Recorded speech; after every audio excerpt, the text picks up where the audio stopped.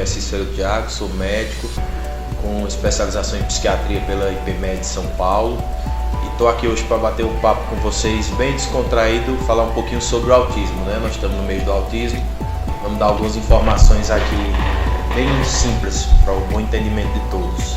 O autismo ele se caracteriza por um distúrbio do neurodesenvolvimento, né? Atualmente nós chamamos de TEA, transtorno de espectro autista. E esse TEA tem alguns graus, a gente classifica ele de acordo com alguns graus. Essa classificação ela mostra pra gente como é que o autista funciona, a sua comunicação, sua interação social, alguns padrões que são típicos do autista. Esses sinais geralmente estão presentes na primeira infância, né? Vale elencar que é um transtorno que vem da primeira infância, vai até a adolescência e vai até a fase adulta. E quando é que um pai, uma mãe, alguém pode desconfiar, né, que tem um autista em casa? Geralmente são crianças que têm um comprometimento na linguagem, um comprometimento na escrita. São crianças que tendem a gostar de comportamentos repetitivos, gostam de brincar da mesma coisa, gostam de brincar do mesmo brinquedo. E às vezes tem uma certa dificuldade de socializar com outras crianças. Então quando isso acontece, geralmente já acende uma luzinha para o pai, para a mãe, procurar um psiquiatra, procurar um médico de sua confiança, para fazer um melhor acompanhamento e ter um melhor diagnóstico. O autismo é uma síndrome, é uma doença, mas que com o tratamento multidisciplinar adequado, esse paciente vai ter uma vida dentro das suas limitações que o autismo proporciona, mas ele vai ter uma vida normal, junto com os seus, junto com os familiares, junto com os amigos. A gente tenta, através do tratamento multidisciplinar, trazer essa pessoa, apesar dela ter uma realidade singular, mas trazer ela para mais próximos de nós, para experimentar dos nossos afetos, das nossas alegrias, das nossas emoções. Na verdade, o que se sabe hoje é que é uma etiologia desconhecida.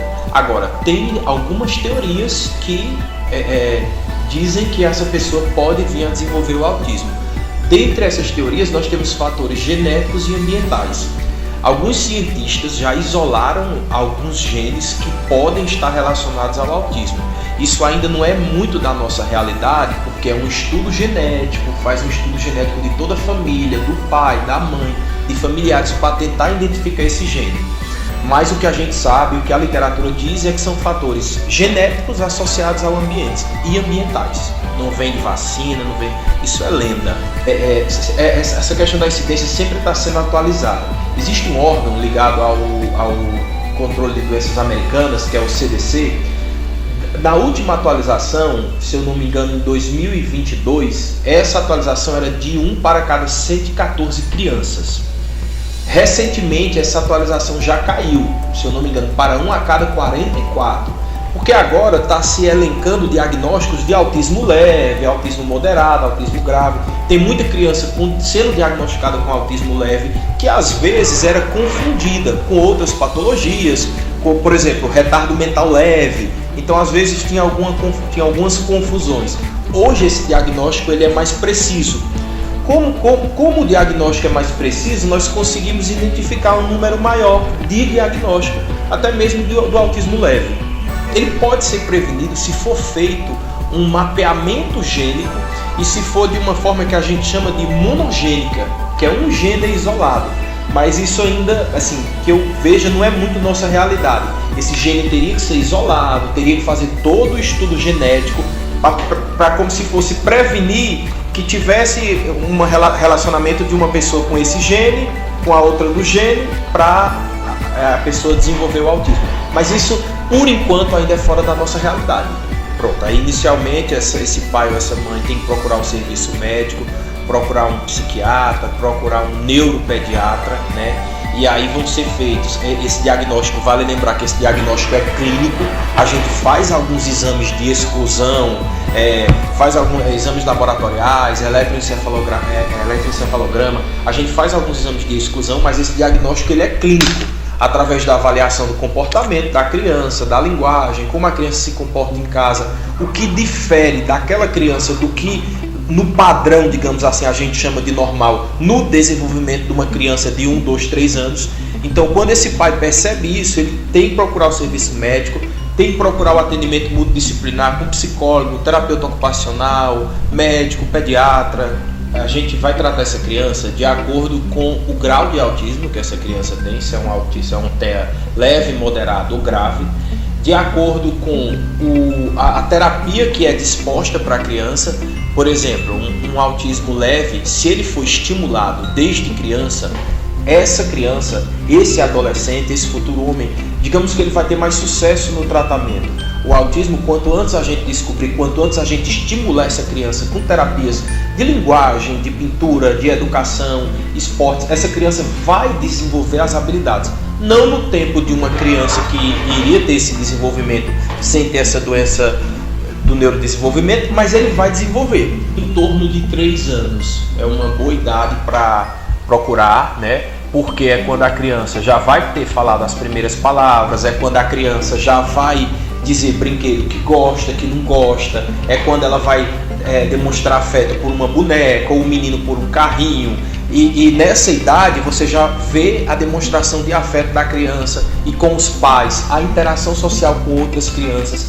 Então, quando você tem uma criança que nessa idade você já vê que essa criança tem comportamentos repetitivos, essa criança tem um atraso na linguagem, essa criança tem um atraso em algumas atividades habituais para a idade, é um bom momento de você procurar um neuropediatra, um psiquiatra infantil, um psiquiatra, um médico, para lhe dar as primeiras orientações em relação ao diagnóstico. Essas crianças, como ela tem um jeito singular de ver o mundo, no começo elas têm dificuldade com afeto, elas têm dificuldade com abraço. O autismo são crianças que não suportam muito barulho, comportamentos estereotipados. Vou dar um exemplo aleatório, sempre o mesmo brinquedo, gosta de dinossauro, só gosta de dinossauro. Então, quando a gente começa a perceber isso, a gente começa a ver que tem alguma coisa estranha. É como se na cabeça dele funcionasse que aquilo tem que ficar daquele jeito, quadradinho naquele cantinho do quarto. Então, todo dia ele vai brincar quadradinho naquele cantinho do quarto. Pode, uma pessoa com autismo, ela vai ter essa condição durante toda a vida, né? Durante a adolescência, durante a vida adulta, e ela pode ter uma funcionalidade muito boa. Agora, isso depende muito de como essa criança é tratada e de como essa criança é estimulada. A gente costuma dizer isso, que no autismo, o quanto antes esse diagnóstico for feito e as terapias começarem com fono, a terapia escolar, linguística, isso vai estimular essa criança e essa criança vai ter funcionalidade, ela vai ter uma vida dentro dos limites que a condição exige, mas ela vai ter uma vida funcional dentro daqueles limites. Agora, ela precisa ser estimulada. A gente tem essa máxima no autismo. O autista precisa ser estimulado, ele precisa estudar, ele precisa brincar, ele precisa correr, ele não pode ficar numa redoma. Geralmente nós pais, a gente quer proteger demais os filhos, né? E quando você tem um diagnóstico de autismo, você acha que você está lidando com um cristal ali. Não, você tem que estimular, essa criança tem que ser estimulada. Porque uma vez ela estimulada, ela vai conseguir ganhar confiança e desenvolver as habilidades que ela necessita para ter uma vida muito próxima do que a gente chama normal, né? Porque o normal hoje é muito relativo, né?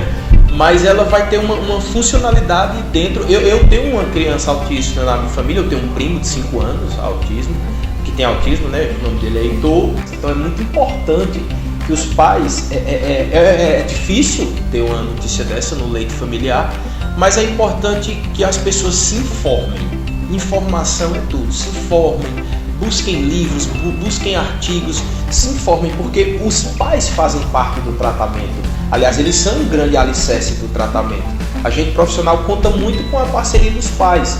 Eles são a grande figura fundamental no tratamento. Não somos nem nós. Hoje, a gente vive num mundo de valores tão difíceis de ser acompanhados, e o autista, ele tem aquela inocência, isso é uma opinião bem minha agora, ele tem aquela inocência que tinha os nossos avós, aquela inocência que hoje parece estar um pouco perdida. Então ele consegue nos ensinar através de coisas simples, afeto, companheirismo, porque quando um autista sorri para você, sinta-se escolhido, porque ele não vai sorrir para todo mundo. Quando um autista lhe abraçar, sinta-se abraçado, porque aquilo é de verdade. Porque para ele romper essa barreira do afeto é muito difícil. Então quando ele faz isso é do coração. Então é como se você tivesse ganhado um prêmio. Ele lhe escolheu para lhe abraçar, ele lhe escolheu para lhe beijar, ele elegeu você como uma pessoa que pode receber um carinho dele. Então isso é muito gratificante. Eu queria agradecer, a oportunidade de esclarecer um pouco sobre o transtorno do espectro autista, dizer que eu estou aqui no CAPS, toda semana, 2 dias por semana, estou à disposição da população de Acaraú e queria mesmo agradecer o espaço.